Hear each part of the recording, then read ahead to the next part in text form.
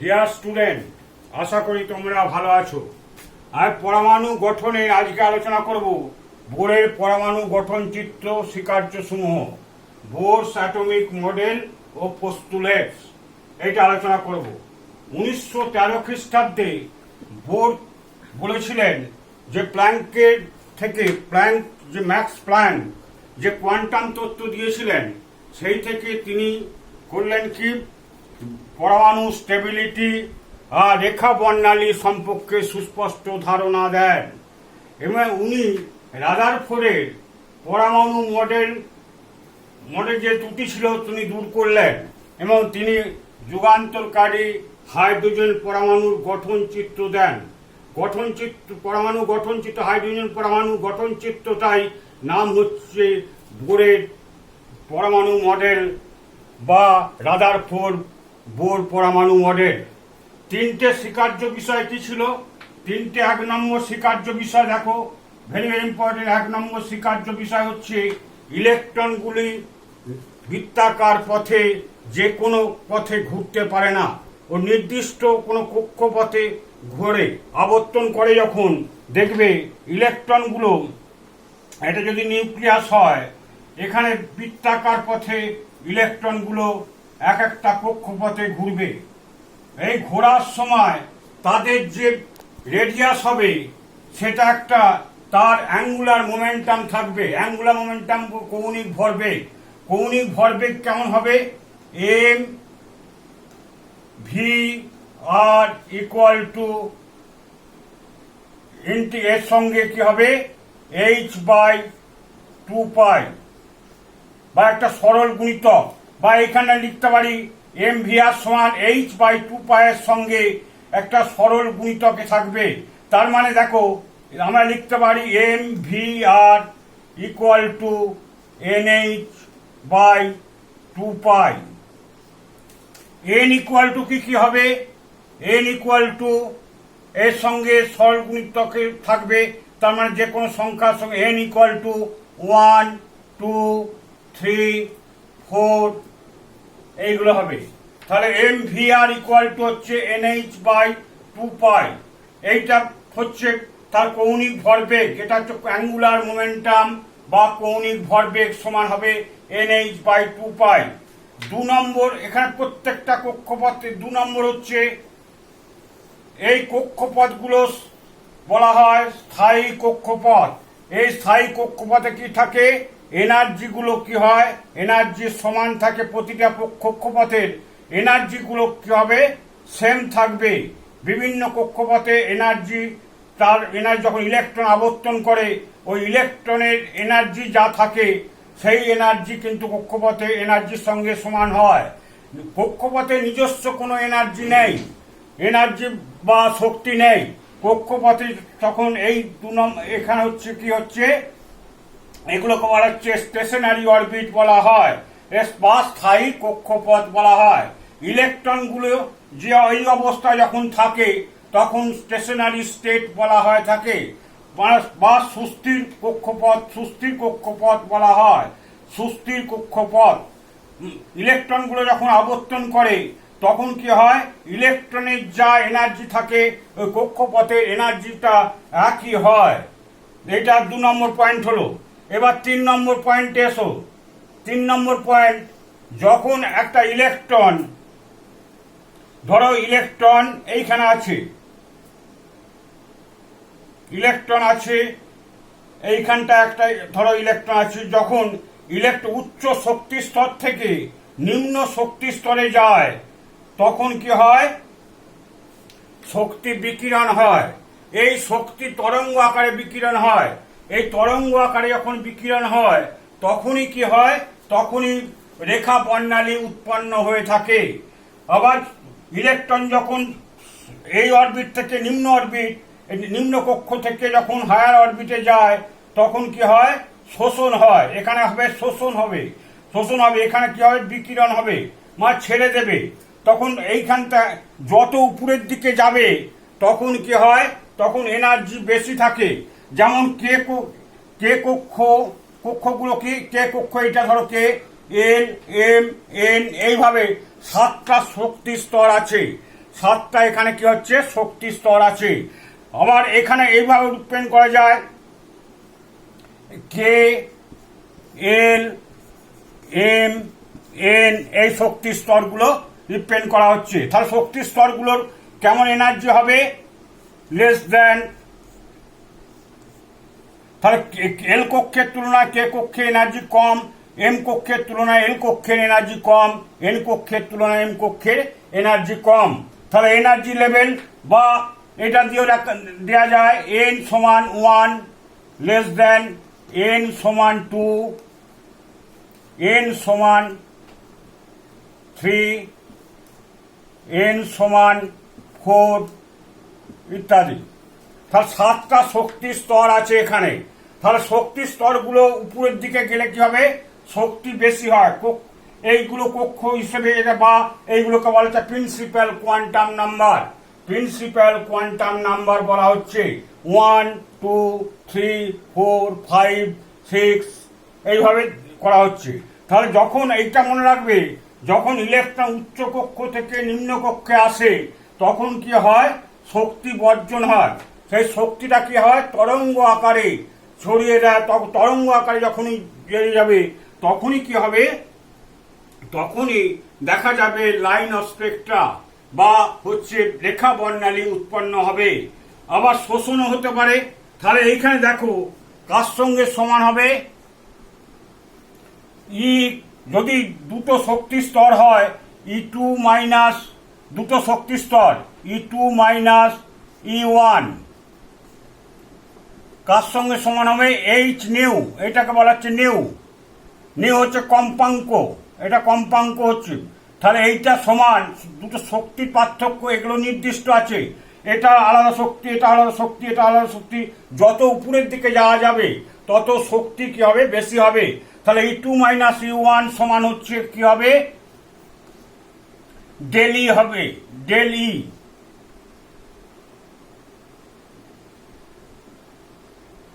Daily হবে, এটা হচ্ছে নিউ। এটা হচ্ছে কি, যখন বিকিরণ করে, শক্তি বিকিরণ হয় তখন হচ্ছে এটা বিকিরণ শক্তি কম্পাঙ্ক বলা হচ্ছে, বিকিরণ শক্তি কম্পাঙ্ক, বিকিরণ কম্পাঙ্ক বলা হয়ে থাকে। এটা হচ্ছে new, new, a new, new, এটা উচ্চারণ হবে নিউ। ঠিক আছে, এই তিনটে পয়েন্ট ভালো করে করবে। এরপর আসছি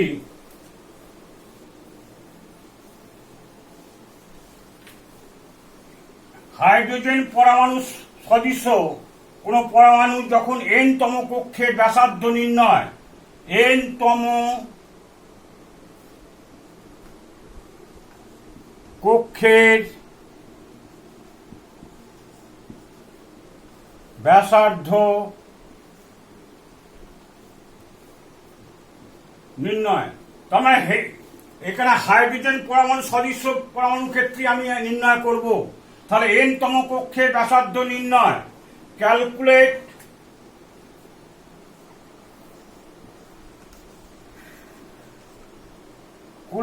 রেডিয়াস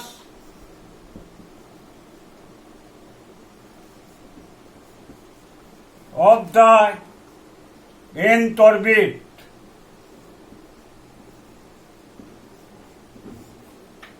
দেখো এখানে ভালো করে দেখবে, এখানে ধরো এটা নিউক্লিয়াস, ইলেকট্রন, এখানে একটা ইলেকট্রন ঘুরছে, এখানে দুটো বল এখানে কাজ করবে, একটা এইদিকে টানছে আর একটা এইদিকে বল কাজ করবে। এইটাকে বলা হচ্ছে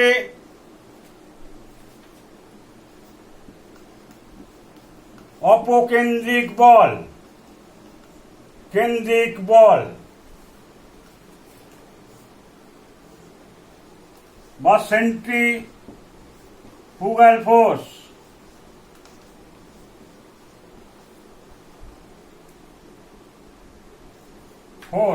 অপকেন্দ্রিক বল। আবার এইটা কি আছে, ধনাত্মক চার্জ আছে এখানে, যেহেতু ইলেকট্রনকে টানবে তখন এই বলটাকে বলা হচ্ছে অভিকেন্দ্রিক বল।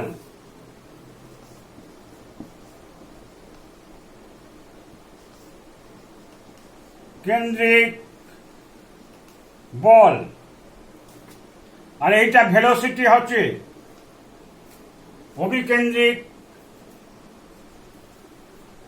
অভিকেন্দ্রিক বল, এদিকটা অভিকেন্দ্রিক বল। তাহলে এইখানে দেখো দুটো বল যদি সমান হয় তখনই কি হচ্ছে, ইলেকট্রনটা কক্ষপথে রোটেট করবে। তাহলে ফার্স্ট আমি লিখতে পারি কি, তাহলে এইখানে কত আছে জেড তাহলে চার্জটা কত হবে, মোট আধান চার্জটা হচ্ছে, এখানে আধান চার্জটা হচ্ছে জেডি।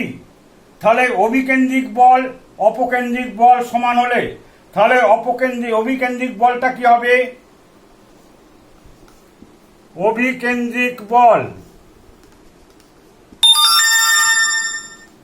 ভালো করে বুঝে নেবে, Z E into E by R square according to Coulomb's law. দুটো যদি পার্টিকেল আর দূরত্বে থাকে আমরা জানি কি, জেড মানে হচ্ছে এখানে পারমাণবিক প্রোটন সংখ্যা, এখানে পারমাণবিক সংখ্যা বলা হচ্ছে জেড, আর চার্জ হচ্ছে প্রোটনের চার্জ বা ইলেকট্রনের চার্জ, আর বাইরে কক্ষের ইলেকট্রন। নিউক্লিয়াস কর্তৃক আকর্ষণ বল হচ্ছে, তাহলে কি হচ্ছে, নিউক্লিয়াস আছে পজিটিভ চার্জ, তাহলে ইলেকট্রনকে আকর্ষণ করছে। অভিকেন্দ্রিক বল বা কি বলেছি, অভিকেন্দ্রিক বল দেখো এখানে সেন্ট্রিপেটাল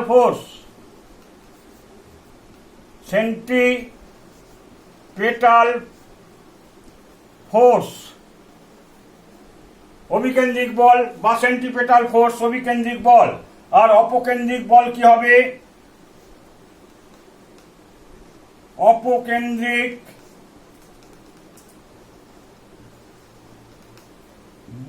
অপকেন্দ্রিক বল হচ্ছে এম ভি স্কোয়ার বাই আর। তাহলে এই দুটো বল সমান হবে, সমান হলে আমরা কি বার করব, ক্যালকুলেট। হাইড্রোজেনের ক্ষেত্রেই করা হচ্ছে, একটা ইলেকট্রন নিয়েছি, তাহলে জেড যদি হয় প্রোটন সংখ্যা বা পারমাণবিক সংখ্যা, তাহলে মোট চার্জটা নিউক্লিয়াসে কত হবে, জেডি।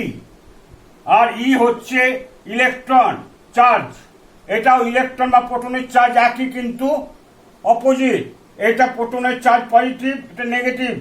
তাহলে জেড স্কোয়ার বাই এটা সমান কি হবে, জেড স্কোয়ার বাই হচ্ছে আর স্কোয়ার।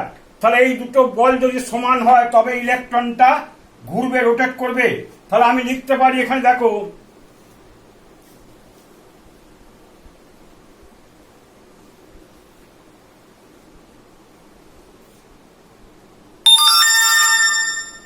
তাহলে Z square by R square সমান এম ভি স্কোয়ার বাই হচ্ছে আর।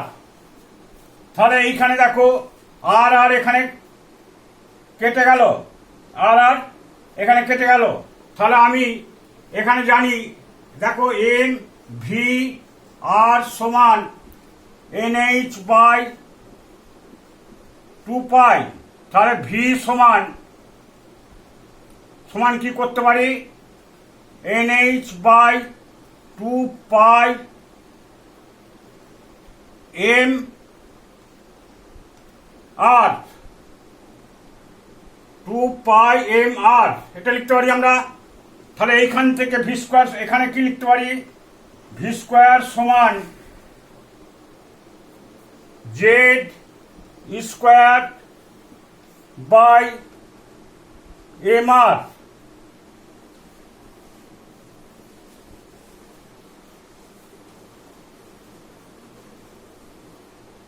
এখানে ভি স্কোয়ার করে দিলে কি হবে, N square H square by 4 pi square M square R square লিখতে পারি আমি, N square H square 4 pi square M square R square. তাহলে এইটা সমান হলে এইটা সমান এইটা লিখতে পারি আমি।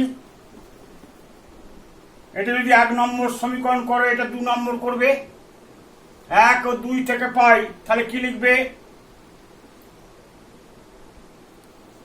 Z square by M R সমান N square H square by 4 pi square N square R square, এটা লিখতে পারি আমি। দেখো ভালো করে প্র্যাকটিস করে, বা এটা অর দিলাম, তাহলে এইটা এম আর এখানে কেটে গেল, এম আর কেটে গেল, তাহলে কি হলো, তাহলে আর সমান এই আর সমান N square H square by 4 M কেটে গেছে, একটা এম এম আর কাটলো, একটা এম আর রইল 8টা, 4 pi square M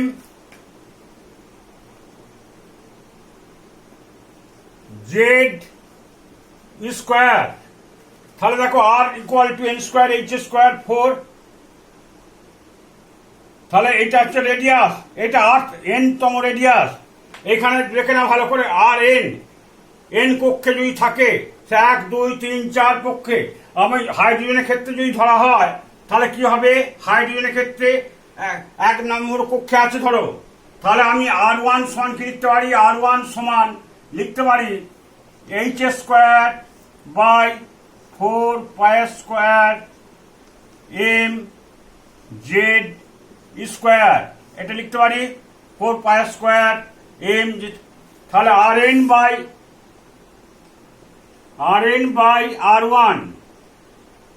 R one করলাম, আর এন বাই R1 সমান কি হবে, শুধু আসছে এন স্কোয়ার, বা আর এন সমান কি লিখবো, আর এন সমান এন স্কোয়ার আর ওয়ান, তাহলে R1টা প্রথম কক্ষের ব্যাসার্ধ আমরা জানবে ভালো করে 0.529 অ্যাংস্ট্রম। এইগুলো মানটা বসিলেই পেয়ে যাবে। এইখানে যদি মানগুলো বসিয়ে দাও, এর জেড সমান 1 ধরলে এখানে যদি মানটা করা যায়, জেড এইচ সমান এইচ এর মান হচ্ছে, এইচ সমান মনে রাখবে, এইচ হচ্ছে প্ল্যাঙ্ক ধ্রুবক, প্ল্যাঙ্ক কনস্ট্যান্ট বলা হয়, এটা 6.626 ইন্টু 10⁻⁻27 আর্ক সেকেন্ড, বা 6.626 ইন্টু 10⁻34 জুল সেকেন্ড। এটা হচ্ছে এইচ এর মান, পাই স্কোয়ার 3.14 বসিয়ে দেবে। এম ইকুয়াল টু হবে কত, 9.11 ইন্টু 10⁻28, জেড সমান কত হবে 1, আর স্কোয়ার হচ্ছে 4.8 ইন্টু 10⁻10 এর হোল স্কোয়ার করলেই দেখবে এই মানটা আসবে এত অ্যাংস্ট্রম। তাহলে এইখানে এন স্কোয়ার ইকুয়াল টু হবে, 2 নম্বর কক্ষে যদি হয়, 2 নম্বর আর 2 যদি হয়, তাহলে কত হবে, 2 এর রেডিয়াসটা কত হবে, 2 স্কোয়ার ইন্টু 0.529। এইভাবে ক্যালকুলেশন যদি এইটা দেখো, এইটাও করলেও হয়ে যাবে। এটা দেখো, এটা করে দিচ্ছি, দেখো R1 সমান জেড এর জায়গা 1 আসবে, জেড কারণ কত আছে ইলেকট্রন কটা, জেড সমান হচ্ছে মাস হচ্ছে এটা ইলেকট্রনের মাস, জেড সমান হচ্ছে প্রোটন সংখ্যা, বলে দিচ্ছি ফার্স্টেই, প্রোটন সংখ্যা জেড সমান 1। এখানে যদি করা হয়, হাইড্রোজেনের ক্ষেত্রে করা হচ্ছে যেহেতু, এটা 1 হবে, তাহলে এইচ কত হবে, 6.626 ইন্টু 10⁻27, এটা স্কোয়ার করবে, তোমরা করে দেখে নেবে একটু, 4 ইন্টু 3.14, এটা স্কোয়ার ইন্টু 9.11 ইন্টু 10⁻28, এইটা করবে, জেড এখানে 1 হবে, আর স্কোয়ার হবে কত, 4.8 ইন্টু 10⁻28 করলে দেখবে এটা আসবে 0.529 ইন্টু 10⁻8 সেন্টিমিটার আসবে। 10⁻8 সেন্টিমিটার সমান হচ্ছে 1 অ্যাংস্ট্রম। 1 অ্যাংস্ট্রম চলে আসবে 0.529 বা অ্যাপ্রক্সিমেটলি হচ্ছে তোমরা এটাও লিখতে পারো 0.53 অ্যাংস্ট্রম, এটাও আসবে, এটা করে দেবে। আর এটা পায়, তাহলে 2 দুগুণে 4 দিয়ে এটা গুণ হবে। 3 নম্বর কক্ষে কত হবে? 3 3 9 ইন্টু এইটা, তাহলে এত অ্যাংস্ট্রম করে সব এইগুলো আসবে। R2 R3 R4 যাই বলুক তোমরা এটা করতে পারবে। তাহলে Rn বাই R1 সমান হচ্ছে n স্কোয়ার হলো। ঠিক আছে, এইটা হলো। তারপরে হচ্ছে ভেলোসিটি।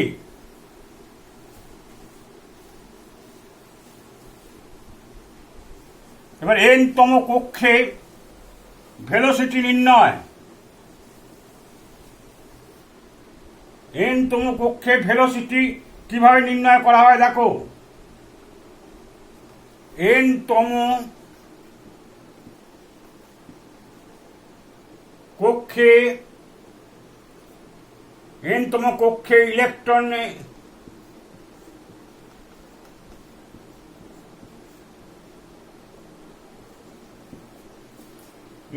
গতিবেগ নির্ণয়, গতিবেগ বা ভেলোসিটি নির্ণয় কিভাবে করা হয়?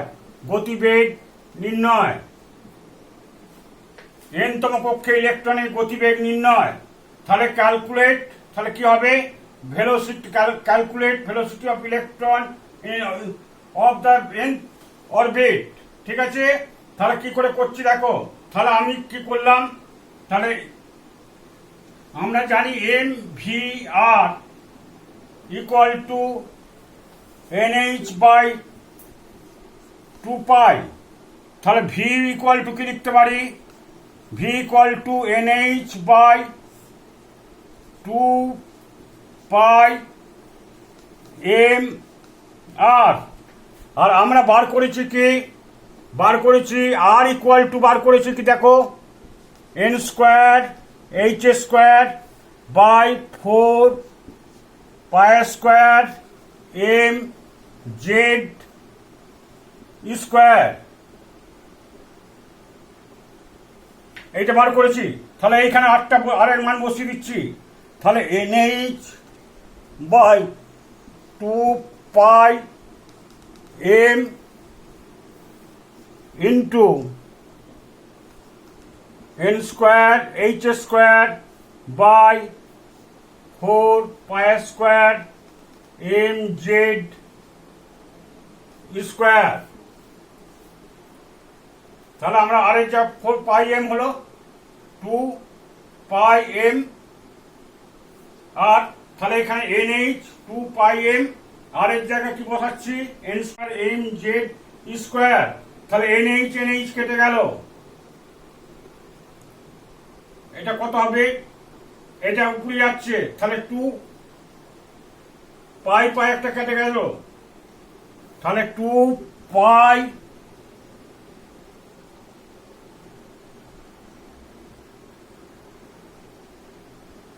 mm কেটে গেল, 2 পাই z mm কেটে গেছে, 2 দুগুণে 4 2 পাই m কাটলো, m কেটে দিলাম, 2 পাই একটা পাই থাকছে, z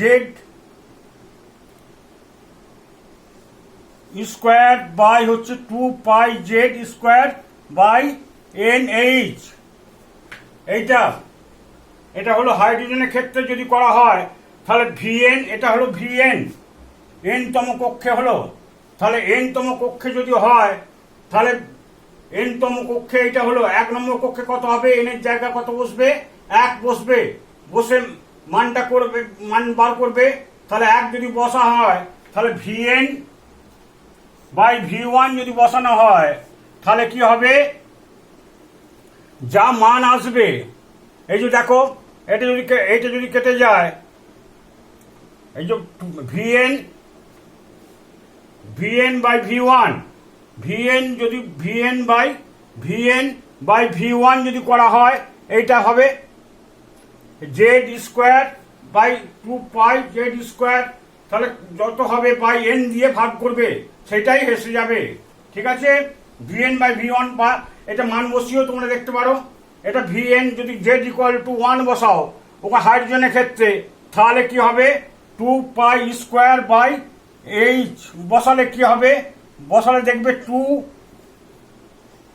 ইন্টু 22/7 ইন্টু 1, যেটার জায়গায় 1 বসা আছে স্কোয়ার, স্কোয়ার হচ্ছে 4.8 ইন্টু 10⁻⁻10, এটা square by n into 8, 6.6 to 6 into 10⁻⁻27 বসালাম। তাহলে এইখানটা যদি করা হয় 2.186 into 10⁸